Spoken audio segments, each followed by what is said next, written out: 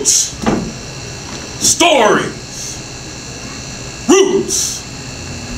Stories. Give thanks and praises every day for roots. Give thanks and praises every day for roots. Give thanks and praises every day for roots. 'Cause roots bring forth life. Stories. Roots. Stories. Marcus Garvey said, a people without the knowledge of their past is like a tree without roots. Give thanks and praises every day for roots. Give thanks and praises every day for roots. Give thanks and praises every day for roots.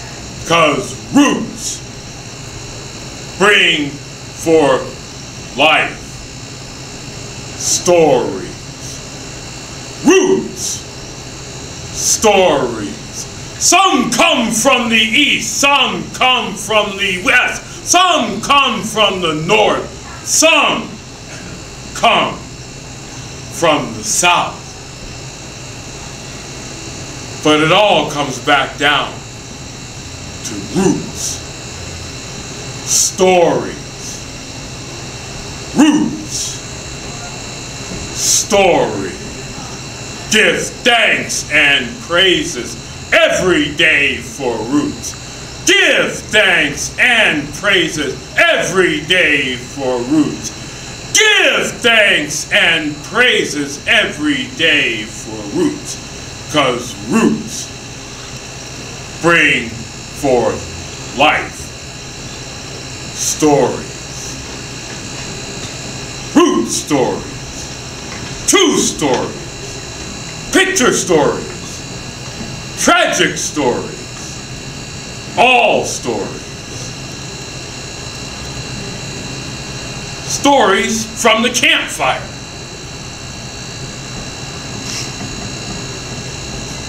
From all four directions. Stories.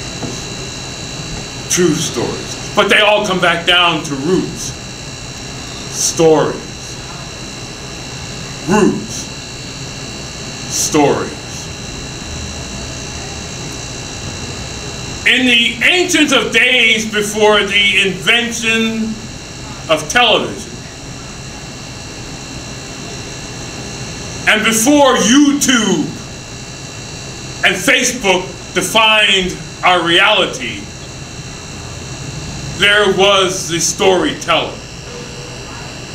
Because you see,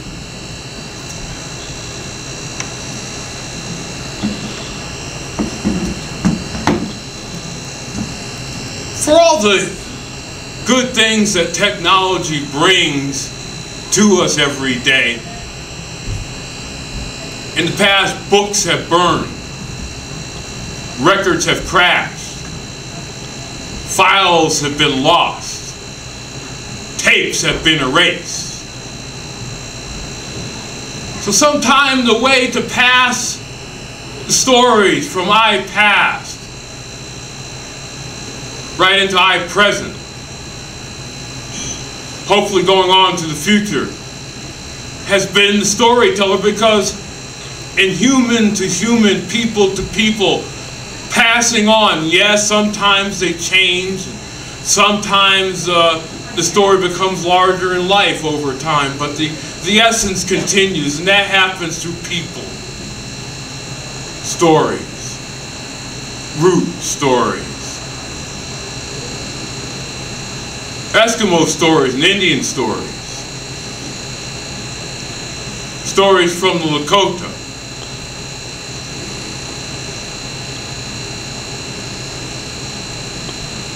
Stories from Africa. Stories from Asia. Stories from India and Ireland too. Tibetan stories. But this story happens to be an American story. And this story is called And I was once a terrorist. True story, picture story. The place, Washington, D.C., our nation's capital,